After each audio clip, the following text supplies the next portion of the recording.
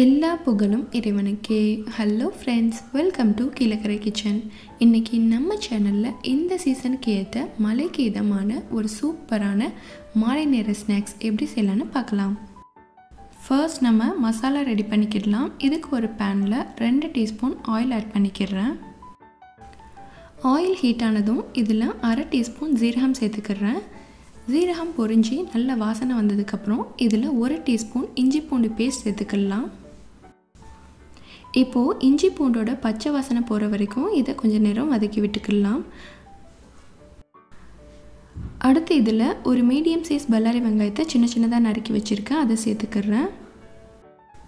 இந்த வெங்காயம் ரொம்ப வதங்கணுன்னு அவசியம் இல்லை. அடுத்து இதில் சின்ன சின்னதாக நறுக்கின ஒரு பச்சை மிளகாய் சேர்த்துக்கிறேன். ஆல்ரெடி பஜ்ஜி மிளகாயிலையும் காரம் இருக்கும். இங்கே வெங்காயத்தை கூட ஒரு சின்ன மிளகாய் தான் நான் ஆட் பண்ணியிருக்கேன், ஜஸ்ட் வாசனைக்காக. உங்களுக்கு இன்னும் காரம் கொஞ்சம் அதிகமாக வேணுச்சுன்னா இன்னும் ஒரு பச்சை மிளகாய் கூட சேர்த்துக்கலாம். அப்புறமா இதில் ஒரு பெரிய சைஸ் உருளைக்கிழங்க வேக வச்சு மசிச்சு எடுத்து வச்சுருக்கேன், அதை சேர்த்துக்கிறேன். இப்போது வெங்காயத்தை கூட சேர்த்து உருளைக்கிழங்கையும் நல்லா மிக்ஸ் பண்ணி விட்டுக்கலாம். கிழங்க நல்லா வேக வச்சுருங்க, அப்போ தான் மேஷ் பண்ணுறதுக்கு ஈஸியாக இருக்கும். அடுத்ததாக இதில் 1/4 டீஸ்பூன் மஞ்சள் தூள், 1/2 டீஸ்பூன் காஷ்மீரி சில்லி பவுடர் சேர்த்துக்கிறேன். ஜஸ்ட் இது கலருக்காக தான், இதில் காரம் அந்தளவு தெரியாது. ஏன்னா குழந்தைங்களும் இதை ரொம்ப விரும்பி சாப்பிடுவாங்க, அதனால தான் நான் இதில் காரம் கம்மியாக சேர்த்துருக்கேன். மசாலா உருளைக்கிழங்கு கூட படுற மாதிரி நல்லா பிரட்டி விட்டுக்கோங்க. அடுத்ததாக இதில் தேவையான அளவு சால்ட், அப்புறமா கொஞ்சமாக மல்லி இலை சேர்த்துக்கிறேன். இப்போ எல்லாத்தையும் மறுபடியும் ஒரு தடவை மிக்ஸ் பண்ணி விட்டுக்கலாம். ஒரு 3 நிமிஷத்துக்கு தீயை லோ ஃப்ளேமில் வச்சுட்டு எல்லாத்தையும் நல்லா பிரட்டி விட்டுக்கலாம். இப்போது நம்ம செய்ய போகிற ரெசிபிக்கு தேவையான ஸ்டஃபிங் ரெடி ஆகிடுச்சு. இப்போது ஸ்டவ்வை ஆஃப் பண்ணிவிட்டு பேனை கீழே இறக்கி வச்சுட்டு இதை நம்ம கொஞ்சம் நேரம் ஆற வைக்கலாம். நெக்ஸ்ட்டு ஒரு பாத்திரத்தில் 1 கப் அளவு கடலை மாவு, 1/4 கப் அளவு அரிசி மாவு, தேவையான அளவு salt, 1/2 teaspoon Kashmiri chilli powder,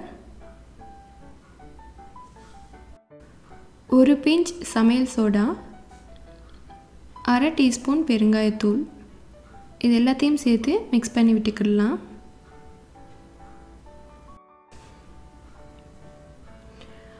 அடுத்ததாக 1 டீஸ்பூன் எண்ணெயை லைட்டாக சூடாக்கி எடுத்து வச்சுருக்கேன், அதையும் மாவு கூட ஆட் பண்ணிக்கிறேன். ஆயில் சேர்த்ததுக்கப்புறம் இதை லைட்டாக ஒரு தடவை மிக்ஸ் பண்ணி விட்டுக்கலாம். அப்புறமா இதில் கொஞ்சம் கொஞ்சமாக தண்ணி சேர்த்து பஜ்ஜி மாவு பதத்துக்கு நம்ம கரைச்சி எடுத்துக்கலாம். மாவு ரொம்ப திக்காகவும் இருக்கக்கூடாது, ரொம்ப தண்ணியாகவும் இருக்கக்கூடாது. கரெக்டான கன்சிஸ்டன்சியில் இந்த மாதிரி க்ளம்ஸ் இல்லாமல் கரைச்சி எடுத்துக்கோங்க. அடுத்ததாக இந்த ஸ்நாக்ஸ் செய்கிறதுக்கு நான் 4 பஜ்ஜி மிளகாய் எடுத்திருக்கேன். இதை இந்த மாதிரி சென்டரில் 2ஆக கீறிக்கோங்க. இந்த ரெசிபிக்கு மிளகாய்க்கு உள்ள சீட்ஸ் தேவைப்படாது, ஸோ அதை இந்த மாதிரி ரிமூவ் பண்ணி எடுத்துடலாம். மிளகாயை ரொம்ப எக்ஸ்பேண்ட் பண்ணோன்னா அது உடையிறதுக்கு கூட சான்ஸ் இருக்குது, ஸோ அதனால் கேர்ஃபுல்லாக உள்ள சீட்ஸ் எல்லாம் நம்ம எடுத்துடலாம். இந்த சீட்ஸ் தான் மிளகாய்க்கு காரத்தை கொடுக்கக்கூடியது, ஸோ அதனால் நம்ம இந்த சீட்ஸ் எல்லாம் ரிமூவ் பண்ணி எடுத்துட்டோன்னா இதில் காரம் சுத்தமாக இருக்காது. இப்போ கம்ப்ளீட்டாக விதைகளெல்லாம் ரிமூவ் பண்ணியாச்சு. அடுத்ததாக இதில் நம்ம ஏற்கனவே ரெடி பண்ணி வச்சுருக்க மசாலாவை ஃபில் பண்ணிடலாம். இந்த விதைகள் இருந்த பகுதியில் இருக்கக்கூடிய கேப் எல்லாத்தையும் நம்ம மசாலாவை வச்சு ஃபில் பண்ணிடலாம். மிளகாயில் உள்ள சீட்ஸ் எல்லாம் வச்சுட்டு ஸ்டஃப் பண்ண முடியாது, ஸோ அப்படி ஸ்டஃப் பண்ணாலும் நம்மளால் சாப்பிட்றது ரொம்ப கஷ்டம், ரொம்ப காரமாக இருக்கும். ஸோ இந்த மெத்தடில் நம்ம செஞ்சோன்னா கண்டிப்பாக காரம் இருக்காது, தாராளமாக எல்லாருமே சாப்பிடலாம். மிளகாயில் மசாலாவை ரொம்ப உள்ளே வச்சு திணிச்சிட வேணாம், இந்த மாதிரி லைட்டாக க்ளோஸ் பண்ணுற மாதிரி வச்சுக்கோங்க.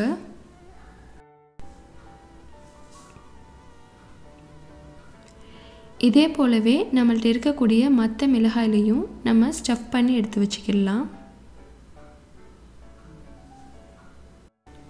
அடுத்து ஒரு கடாயில் பஜ்ஜியை பொரிச்சு எடுக்கிறதுக்கு தேவையான அளவு ஆயில் சேர்த்துக்கிறேன். ஆயில் ஹீட் ஆனதும் தீயை மீடியம் ஃப்ளேமில் வச்சுட்டு நம்ம ரெடி பண்ணி வச்சுருக்கிற மாவு பேட்டரில் மசாலா மிளகாயை டிப் பண்ணி எடுத்து ஆயிலில் ஆட் பண்ணிக்கிடலாம்.